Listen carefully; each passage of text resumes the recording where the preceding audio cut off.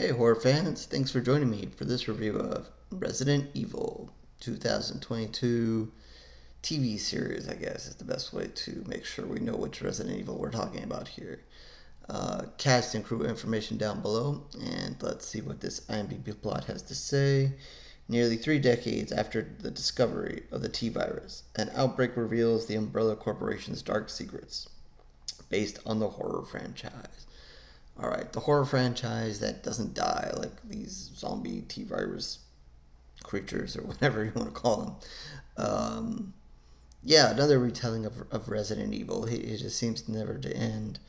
I think I did a review of the animated series they did not too long ago as well. This is the recent one on Netflix. Again, this, I guess they describe it as a TV series. The way they left it off, it seems like there will be more. I don't know what. I didn't read anything about the entire plans for this, but they do leave it off for more. Whether it really does come back or not, we'll see. I guess we'll see what the response is. I can't see. I saw a whole lot on social media about this, so I'm not sure how many people did or did not see this. Um, 3.9 on IMDb, so that kind of score might not cut it, even though IMDb, these ratings can be suspect sometimes. Um, I don't know, but yeah, Resident Evil just seems to be something that people want to continuously make. They continue to make the games. They continue to make these movies and animation and now and a TV series. So we just gonna keep getting them, I guess. I don't know. But so let's talk about this one. I watched this entire series and don't remember how many episodes it was. I have no clue. Um, every time I thought maybe we were getting toward the end, there was another episode. So I don't know. I think it was like maybe the sort of standard, maybe 8 to 10. I don't know. Um, anyway, what happens here is we already know a little bit about the background of what goes on here and on the umbrella and what they do and so forth. The character's a little bit changed here. We do see Wesker, and the story is about him and how he's adopted um, two sisters, two young ladies here, and one named Jade and one named Billy. And what this story kind of does is kind of go back and forth. You're going to see them um, when they're young, when they're in their beginning of high school kind of age, and kind of as things are kind of becoming bad for the world, bad for them, and then later on in the world that has now been overtaken by the virus and the world that they live in, and the story is just kind of going to build on going back and forth between what you're going to learn there, and then there's twists and turns in the story, one sister might be a little bit more focused for a certain time than the other, and it kind of goes back and forth between the two of them and their roles and everything, and then um, back and forth in their roles in where the so-called present day is, and so you're going to see how the world was, how the world is now, how the virus, a little bit of how the virus kind of got out, um, or and that kind of background, and what going on in the lab, and where I guess it kind of started. Um, but again, a lot of the focus is on the two sisters and obviously Wesker. So he's a father, and there's a huge twist with him and what's going on there. He obviously is working for the Umbrella Corporation in a very specific role and dealing with the virus and so forth. Um, they live in a small town where most of the people kind of work for the Umbrella Corporation, and there's all their kids are going to the school and so forth. So you're going to get a lot of the to kind of start the typical stuff in school. The one sister is kind of a little bit more, I don't know, it's like popular, but I guess more adept at handling herself, handling her situation, being more open with people. This is Jade, and then Billy, who's a little bit more shy and more open to getting picked on and so forth, and won't stand up for herself. So you basically knowing that, you kind of know where these characters are going to end up in the future. I don't think there's any surprise there. And you see Jade, and you see both sisters, but probably Jade is doing more of it. Trying to kind of cuddle and take care of her sister, and all kinds of any situation that comes up where she feels that Billy's taken advantage of, and that works and doesn't work, whatever. And then, as it goes on, they probably do some snooping and kind of get into situations where they shouldn't. And basically, that is involving their father and what their father does and the virus. And that kind of world starts opening up in their eyes, and they get more and more drawn into it. And there are some twists and turns. And then, again, they do that back and forth thing where they show you a little bit of, what's happening in the present day and then how that's connected to the past, and then they show you a little bit of the past and how that's connected with what's going on in the present day. To be honest, I don't really like when they do the back and forth thing. I think it's okay in some circumstances and here and there. But this entire TV series is built on these two timelines and going back and forth and back and forth and back and forth, and they do a good job with it. They do a good job of landing you in places where there are twists and so forth. But I don't know. To me, it's a little aggravating. I prefer one timeline, as it is. I get it's a good way to do twists, and it's a good thing to kind of pull surprises on the audience, or kind of like indirectly lead you to places. But I don't know. I got kind of tired of the back and forth. It has its good, it has its bad. I prefer not. I would prefer less of the back and forth. I prefer more of a straightforward story. If you have to sprinkle in a little bit of going back, that's fine. I guess, depending on which timeline, if they had to choose one timeline to focus on more,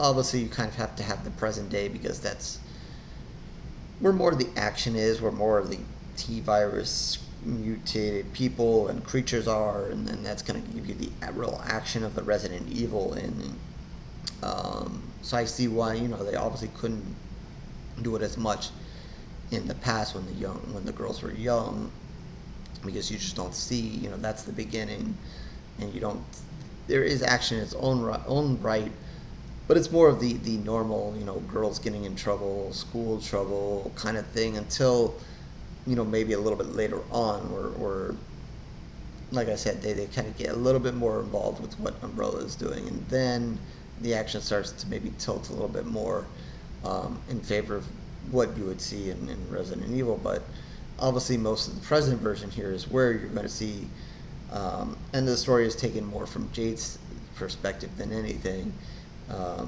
see her and where she is and what she's doing, and how she's combating the T-virus creatures and mutations and people and whatever, and what Umbrella is doing at this time. And you kind of see that, how the world has changed and where the different factions are, and what's going on there. So you're going to see more of the action there.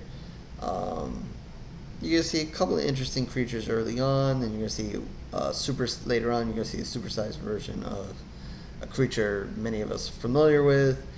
And while it's pretty cool, whatever,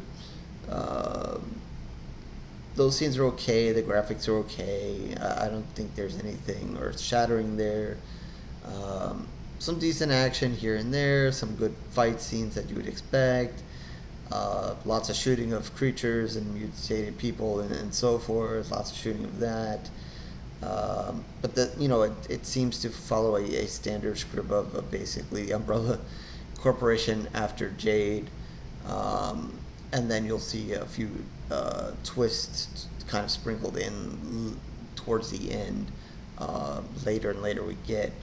I think there's one sort of twist that comes, and I'm not going to give it away, but I think as you watch this, and like I kind of hinted to earlier on, you guys are going to see coming. It's clear as day what is eventually going to happen and what's eventually going to go on here, and so I don't think that's a big shocker.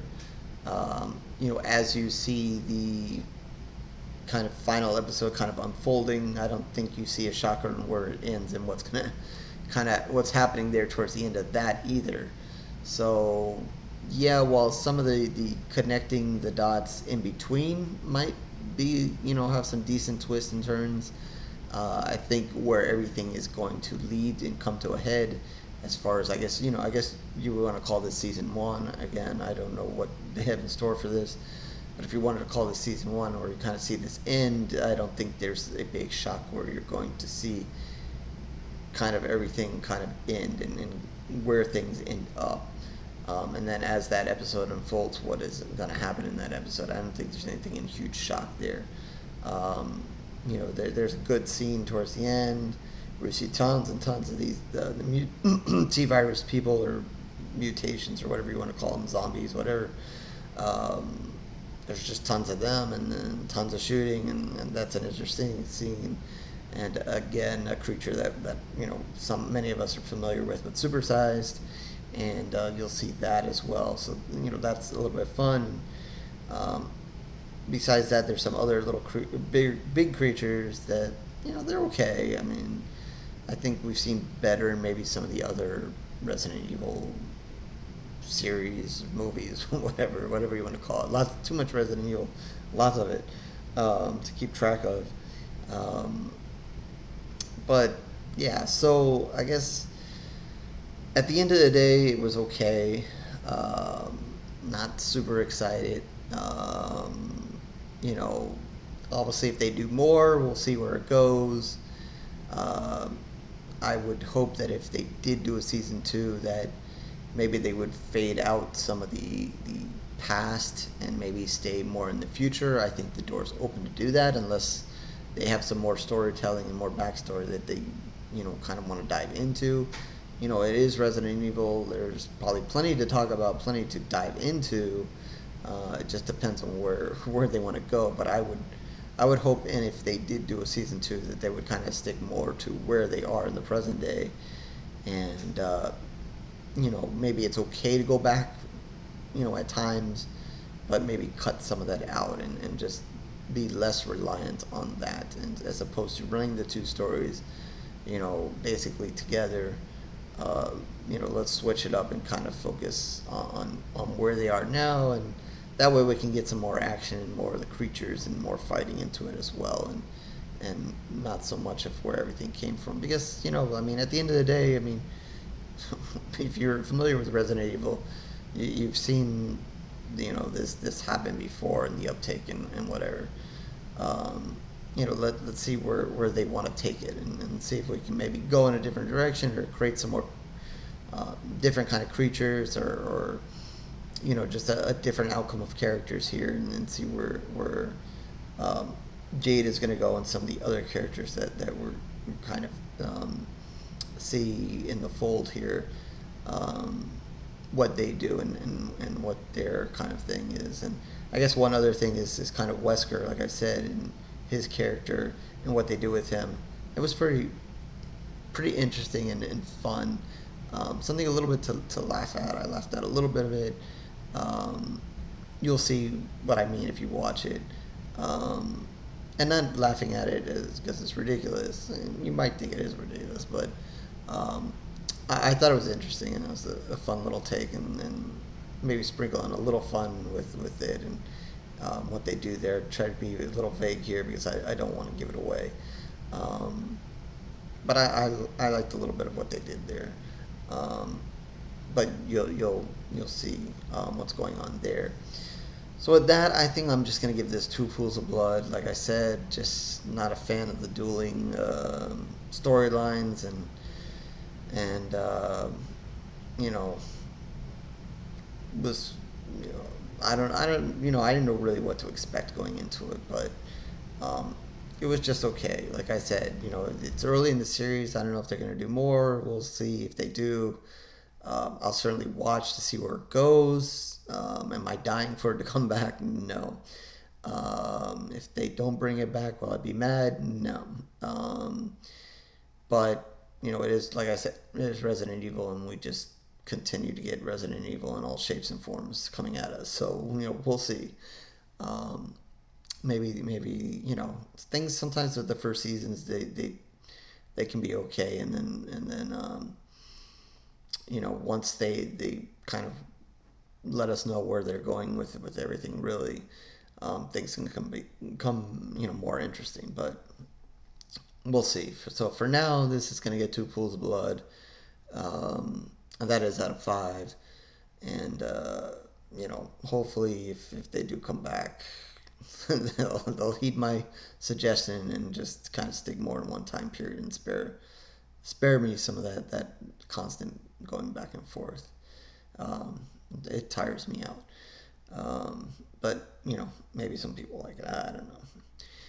Anyway, horrorreviews.blogspot.com is where you can find all of my reviews. Written reviews, video reviews are there. Plenty of written reviews. So I don't only do these video reviews. But if you're only interested in these video reviews, you can do the subscribe and like and those kind of things, smash the buttons and all that kind of stuff that everybody wants you to do. And I definitely appreciate it and appreciate you watching, listening to me ramble on for hours and hours. And but if you don't want to ramble, you can always go and read my rambling on the blog as well. Twitter, Facebook, information down below as well. Reach out to me. We can talk horror. Follow, like there as well. That kind of thing. And if you have something you want me to review, feel free to do so. I don't mention it much on here, but for those who don't know, I do promote horror as well. So if you have something you not only want me to review but need some promoting of, swing over there or reach out to me here as well, and we can get you some more information or whatever as well with that. Comment section down below, feel free to do that as well. Reach out to me there. Comment on the series if you've seen it, like it, dislike it, what your thoughts are on. Let me know if you're tired of Resident Evil, if you've had enough of Resident Evil, if you just want to stick to playing the video games, or you're even tired of that. I don't know. So with that, I guess I will catch you on the next review, horror fans.